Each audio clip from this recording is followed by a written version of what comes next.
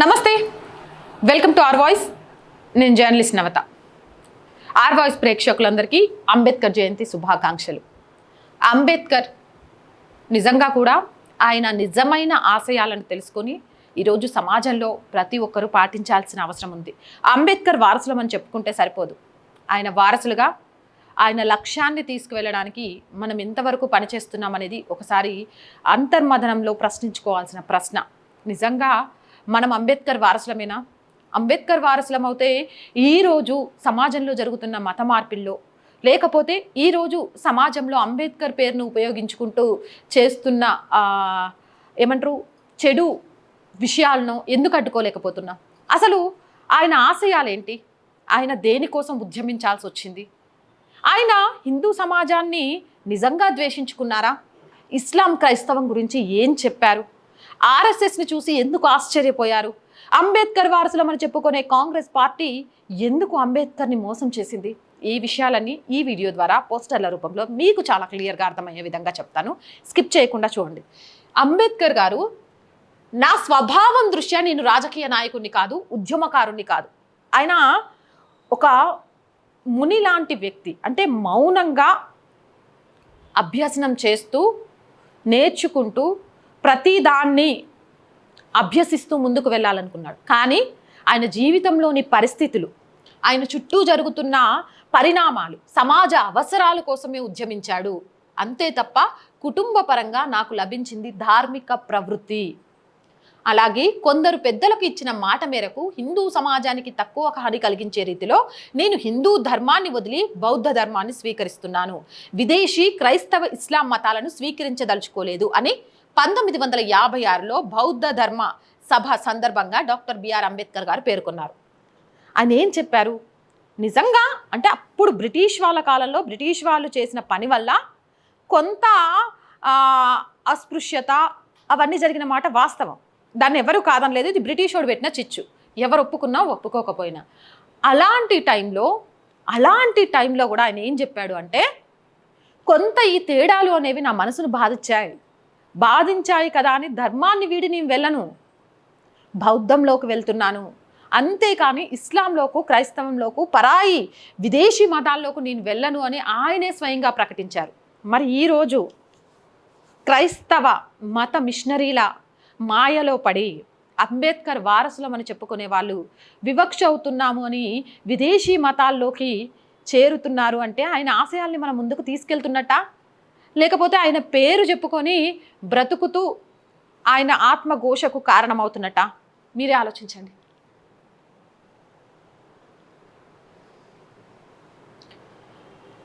1916లో ఇది doctor BR Ambedkar గారే చెప్పారు.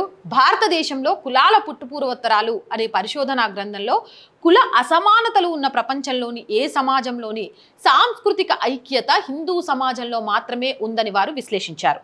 వేదకాలంలో కల చతుర్వర్ణ వ్యవస్థలో వర్ణాల మధ్య హెచ్చుతగ్గులు లేవని శూద్రులు ఎవరు అనే గ్రంథంలో వివరంగా పేర్కొన్నారు. వేద మంత్రాలను దర్శించిన ఋషులు అన్ని వర్ణాలలో ఉన్నారని, మహిళలు సైతం ఉన్నారని వారు సోదాహరణంగా వివరించారు. గుర్తుపెట్టుకోండి, వారే చెప్పారు. ఏ అసమానతలు, ఏ తేడాలు ఏవి ఉన్నా హిందువులు మాత్రమే సమాజంలో ఐక్యంగా ఉంటారు, హిందూ సంస్కృతి మాత్రమే. వేదాలలో చతుర్వర్ణ వ్యవస్థలో అసలు శూద్రులు అనే వాళ్ళు లేరు. రామాయణ, మహాభారత, భాగవతాలు రాసిన వాళ్ళు, లేకపోతే మనం చెప్పుకునే వాల్మీకి లాంటి వాళ్ళు, ఋషిమునులు, లేకపోతే మహిళల గురించి చూడండి, అంతా బ్రాహ్మణోత్తములో లేకపోతే అంతా అగ్రవర్ణాల వాళ్ళు అందరూ ఉన్నారు. అప్పుడు వర్ణ వ్యవస్థ మాత్రమే ఉంది. అప్పుడు అందరూ చదువుకున్నారు. ఎప్పుడైతే బ్రిటిష్ వాడు వచ్చి మన మధ్య చిచ్చు పెట్టాలి అని ఒక కుల వ్యవస్థను తీసుకొచ్చి అంటరాని తలమని వాళ్ళకు కొందరు అగ్రవర్ణాలకు సంబంధించిన వాళ్ళకు కొన్ని కొత్త హక్కులు ఇవ్వడంతో మొదలైందే తప్ప నిజంగా వర్ణ వ్యవస్థ చతుర్వర్ణ వ్యవస్థలో లేదు.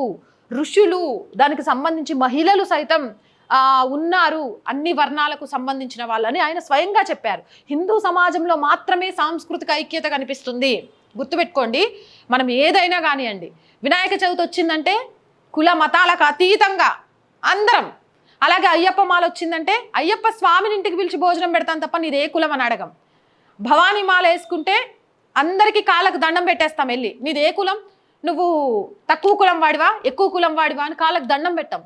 అలాంటి ఐక్యత, సాంస్కృతిక ఐక్యత ఉంది ఒక హిందుత్వంలోనే. కాబట్టి అలాంటి హిందుత్వాన్ని కాపాడుకోవాలి, హిందూ ధర్మాన్ని కాపాడుకోవాలి. మీకు చాలా డౌట్ రావచ్చు, హిందూ ధర్మం అంటే అసలు ఎవరు, హిందువులు అంటే ఎవరు అనేది. భవానీ మాలలు వేసుకున్న వాళ్ళు నీ కులం ఏంటి, నువ్వు అగ్రవర్ణానికి చెందిన వాళ్ళవా లేకపోతే వెనుకబడ్డ కులానికి చెందిన వాళ్ళమా అని అడగం. ప్రతి ఒక్కళ్ళకు దండం పెడతాం, ఆశీర్వాదం తీసుకుంటాం, వాళ్ళలో భవానీ మాతను మాత్రమే చూస్తాం. ఇలా హిందూ ధర్మంలో మాత్రమే ఉంటుంది, ఇంకెక్కడ ఉండదు. అది చెప్పింది అంబేద్కర్ గారు. అంబేద్కర్ వారసులుగా మనం ఏం చెప్పాలి? అసమానతలున్నా అది అప్పుడు కాలంలో, రానున్న జనరేషన్లో అవన్నీ పోయాయి. అసమానతలు లేని ఒక సంస్కృతి హిందుత్వంలో మాత్రమే ఉంటుంది. కాబట్టి హిందుత్వాన్ని కాపాడుకోవాలి అని చెప్పాలి. అసలు హిందువులు అంటే ఎవరు అనేది చాలా డౌట్ రావచ్చు. హిందువులకు సరైన నిర్వచనాన్ని కూడా డాక్టర్ బిఆర్ అంబేద్కర్ గారే చెప్పారు. అది కూడా నేను మీకు చెప్తాను. 1920లో డాక్టర్ బిఆర్ అంబేద్కర్ గారు 18 కులాల ప్రజలతో సామూహిక భోజనం చేసి సమతను చాటారు. శూద్రులు ఎవరు అను పుస్తకంలో ఆర్య ద్రవిడ సిద్ధాంతం అబద్ధమని తేల్చి చెప్పారు. అస్పృశ్యులు ఎవరు అన్న పుస్తకాన్ని మహాత్మా పులేకి అంకితమిచ్చి బ్రాహ్మణులైన శూద్రులైన ఒకే సంస్కృతికి చెందిన వారిని ధృవీకరించారు. అంటే ఈ ఆర్య ద్రవిడ సిద్ధాంతం అనేది కూడా బ్రిటిష్ కాలం తర్వాత వచ్చింది. ఆయన దృష్టిలో చాలా క్లియర్గా బ్రాహ్మణులైన శూద్రులైన ఒక సంస్కృతికి చెందిన వారని ఆయనే ధృవీకరించారు. మరి ఆయనే ధృవీకరించినప్పుడు ఆర్యులు, ద్రవిడులు, శూద్రులు, బ్రాహ్మలు ఇలా మన మధ్య చిచ్చు పెట్టడానికి ప్రయత్నం చేస్తున్నారు అంటే లాభంతోనా? నిజంగా అంబేద్కర్ వారసులయ్యా? ఆలోచించండి ఒకసారి. థాట్స్ ఆఫ్ పాకిస్తాన్ పుస్తకంని భార్య రమాబాయికి అంకితం ఇచ్చి ఇస్లాంలోని సోదరభావం కేవలం ఆ మతానికి చెందిన వారికి పరిమితమని పేర్కొన్నారు. అన్ని జీవుల్లో భగవంతుడు ఉన్నాడని చెప్పే ఉన్నత తత్వం హిందూ ధర్మంలో మాత్రమే ఉందని చెప్పారు. ఇస్లాంలో సోదరులు అంటే ఇస్లాంకి సంబంధించిన వాళ్ళే, కానీ హిందువుల్లో సోదరులు అంటే అందరూ, భారతదేశంలో ఉన్న వాళ్ళందరినీ మనం భాయి భాయి అనుకుంటాం. అందుకే మీరు హిందూ ముస్లిం భాయి భాయి అనేది ఎక్కువ ఎవరి దగ్గర వింటారు తెలుసా? హిందువుల దగ్గరే వింటారు, అన్యమతస్తుల దగ్గర వినరు. వాళ్ళు చెప్పరు కూడా, మేమే భాయి భాయి అంటారు. అందుకే ఇప్పుడు హిందూ హిందూ భాయి భాయి అని నేర్చుకోండి అని చెప్పేది ఆయనే చెప్తున్నారు. రాయిలో, చెట్టులో, పుట్టలో, పక్షిలో, పాములో, ప్రతి దాంట్లో దైవత్వాన్ని వెతికి పూజించే గొప్ప గుణం హిందువులకు మాత్రమే ఉంది. ఇది డాక్టర్ బిఆర్ అంబేద్కర్ గారు చెప్పిన మాట. సామాజిక సమానత కోసం డాక్టర్ బిఆర్ అంబేద్కర్ గారు చేసిన కృషిని సమాజం గుర్తించాల్సి ఉంది. డాక్టర్ బిఆర్ అంబేద్కర్ గారిని నేడు కులాల ఆధారంగా గుర్తిస్తున్నారు. కానీ ఆ మహనీయుడు ఏనాడు తాము ఒక కుల నాయకుడిగా వ్యవహరించలేదు, జాతీయ నాయకుడిగానే వ్యవహరించారు. జీవించిన కాలం ఆనాటి దేశ పరిస్థితులు భిన్నమైనవి. హిందూ సమాజంలో నెలకొన్న కుల అసమానతలు, అంటరానితనాన్ని దూరం చేసి ఆరోగ్యవంతమైన, దురాచారాలు లేని ఆధునిక హిందూ సమాజ నిర్మాణానికి కృషి చేశారు. నిజంగా బిఆర్ అంబేద్కర్ అంటే ఎస్సీలకు సంబంధించిన నాయకుడు, లేకపోతే వెనుకబడ్డ వాళ్ళకు సంబంధించిన నాయకుడు అని చెప్తారు. కాదు, ఆయన భరతమాత ముద్దు బిడ్డ, హిందూ సమాజ రక్షకుడు. ఆయనకు ఏ ఒక్క కులాన్ని అంటగట్టకండి. ఆయన మళ్ళీ చెప్తున్నా, దేశానికి గొప్ప నాయకుడు, భరతమాత కన్నా ముద్దు బిడ్డల్లో ఆయన ఒకడు. ఆయన ఒక కులానికి ఆపాదించి ఆయన పేరును వాడుకొని ఆ కులంలో కొందరు లాభం పొందడానికి ఆయన పేరుకు చెడ్డ పేరు దేకండి.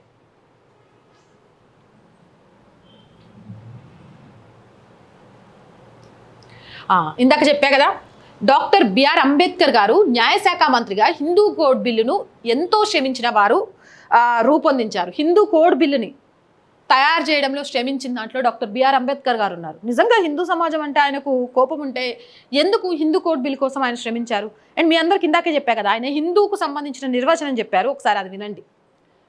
ముస్లింలు, క్రైస్తవులు, పార్షికులు కాని భారతీయులందరూ హిందువులే అని వారు నిర్వచించారు. హిందుత్వానికి విస్తృతమైన సమగ్రమైన నిర్వచనం వారిచ్చారు. ఈ ముస్లింలు, క్రైస్తవులు, పార్షికులు వేరే దేశానికి సంబంధించిన వాళ్ళు. పరాయి దేశం వాళ్ళు ఎప్పుడూ భారతీయులు, హిందువులు కాదు. పరాయి దేశం వాళ్ళు. ఈ దేశంలో పుట్టిన సిక్కులైనా, జైనులైనా, బౌద్ధులైనా వీళ్ళంతా హిందువులే, వీళ్ళంతా హిందువులే అనుకోవాల్సిందే. అందుకే నేను బౌద్ధాన్ని స్వీకరించానే తప్ప పరాయి దేశంలో పుట్టిన ఒక మతాన్ని స్వీకరించలేదు. పరాయి దేశంలో పుట్టిన మతం మనకెప్పుడూ పాము లాంటిదే, అది మనల్ని కాటేయడానికి ప్రయత్నం చేస్తుంది, తస్మత్ జాగ్రత్త అని చెప్పుకుంటూ వచ్చారు. అంతేకాదు కొందరు సిక్కులు మేము హిందువులం కాదు అని మాట్లాడుతుంటారు. అసలు మీరు హిందువులు ఎట్లా కాదు అనేది నిరూపించుకోవాల్సిన బాధ్యత మీదే అని కూడా ఎదురు ప్రశ్నేశారు. ఇప్పుడున్నారు కదా కొంతమంది పంజాబ్ని విడదీయాలి అని చూస్తున్నారు ఖలిస్తానీ వేర్పాటువాదంతో.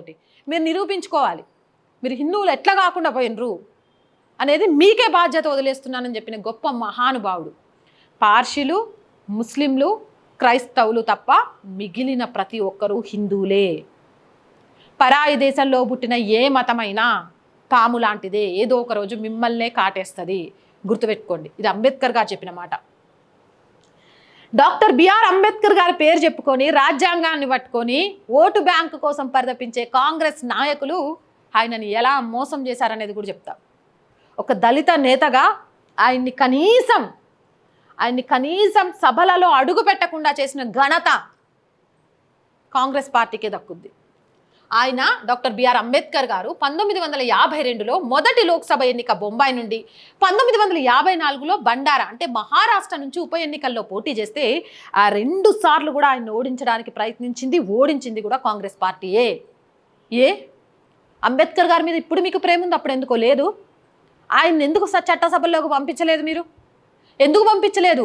గాంధీ పేరు చెప్పుకొని నెహ్రూ తర్వాత ఇందిరాగాంధీ తర్వాత రాజీవ్ గాంధీ తర్వాత సోనియా గాంధీకి అవసరం లేదు, ఏమంటారు అవకాశం లేదు కాబట్టి రాజీవ్ గాంధీతో పాటు ప్రియాంక గాంధీ వారసత్వంగా చట్టసభల్లో అయితే లోక్సభలో లేకపోతే రాజ్యసభలో కూర్చొని దేశాన్ని ఏలాలి, మీకు పెద్ద పెద్ద భవంతులు కావాలి, మీ సమాధులకు పెద్ద పెద్ద ప్లేసులు కావాలి, ఎకరాలను ఆలోచించిన మీకు నిజంగా సమాజంలో అసమానతలు తొలగించి భరతమాత ముద్దు బిడ్డగా ఉన్న బిఆర్ అంబేద్కర్ గారు ఎన్నికల్లో పోటీ చేస్తున్నారంటే మద్దతు ఇచ్చి ఆయన ఎందుకు గెలిపించలేదు?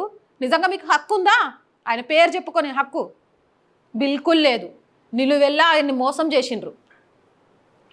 డిసెంబర్ 6, 1956లో అంబేద్కర్ గారు మరణించారు. కాంగ్రెస్ ఒక దళిత మేధావిని చట్టసభలలో అడుగు పెట్టకుండా అడ్డుకుందని ఆ రోజుల్లో చాలా మంది చెప్పుకున్నారు. కానీ ఇక్కడ నేను కాంగ్రెస్ ఒక దళిత మేధావిని అనే దానికంటే కాంగ్రెస్ ఒక భరతమాత ముద్దు బిడ్డను చట్టసభలలో అడుగు పెట్టనీయకుండా అడ్డుకుందని సగర్వంగా చెప్తాను. ఆర్ఎస్ఎస్కి సంబంధించి ఆయన ఏమనుకున్నారు అనేది కూడా చెప్తాను. ఇది ఆయనే చెప్పింది స్వయంగా.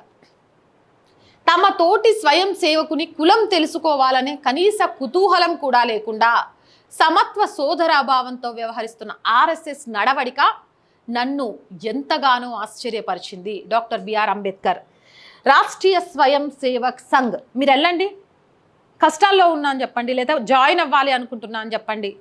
మీ కులం ఏంటి అడగరు. దేశం కోసం నువ్వు ప్రాణం ఇవ్వగలుగుతావా? కష్టాల్లో ఉన్నవాడికి చెయ్యిచ్చి ఆదుకోగలుగుతావా? ధర్మబద్ధంగా బ్రతకగలుగుతావా?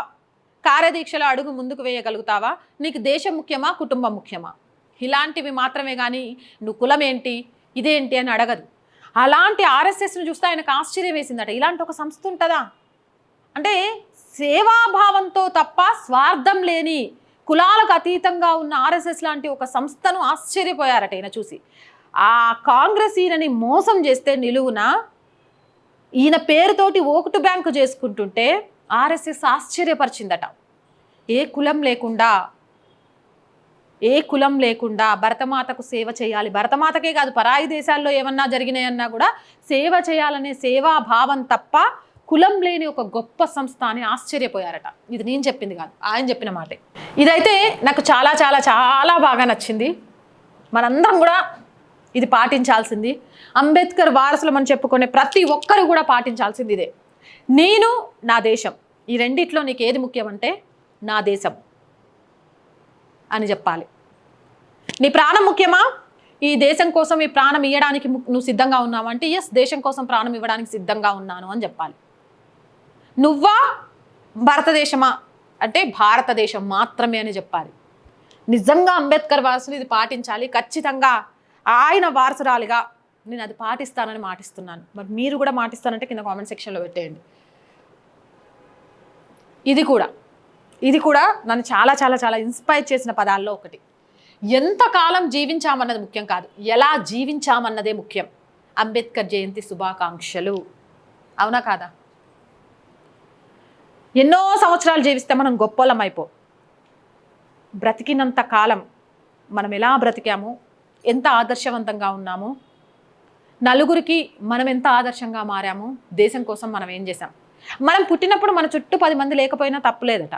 కానీ మనం చచ్చిపోయినప్పుడు మన పాడె మోయడానికి నలుగురిని సంపాదించుకోలేకపోతే ఆ బ్రతుకే దండగట. సో నేను కూడా ఎలా జీవించాం, ఎలా జీవిస్తున్నాం అనే దాంట్లో అంబేద్కర్ వారసురాలుగా అడుగులు ముందుకు వేస్తాం అని ఆర్ వాయిస్ వేదికగా మాటిస్తున్నాం. మరి మీలో ఎంతమంది అంబేద్కర్ నిజమైన వారసులుగా బ్రతకాలనుకుంటున్నారు అనేది కామెంట్ సెక్షన్లో తెలియజేయండి. మరొకసారి ఆర్ వాయిస్ ప్రేక్షకులందరికీ కూడా అంబేద్కర్ జయంతి శుభాకాంక్షలు. చూస్తున్నారు కదా ఆర్ వాయిస్ని, ప్రతిదీ కూడా జాతీయవాదం, సనాతన ధర్మం, నిజమైన వాస్తవాలను చెప్పాలి అనే ఉద్దేశంతో చాలా కష్టపడి ఈ ఛానల్ని నడుపుతున్నాం. ఏం చేయాలి మరి మీరు సపోర్ట్ చేయాలి అని అంటే ఒక్క సబ్స్క్రిప్షన్ మన కుటుంబాన్ని చాలా చాలా చాలా పెద్దది తెలుస్తుంది. మన కుటుంబంలో ఎంతమంది ఉంటే మనకు అంత బలం అంటారు కదా. ఆర్ వాయిస్ సబ్స్క్రైబర్స్ ఎంతమంది ఉంటే అదే నాకు బలం.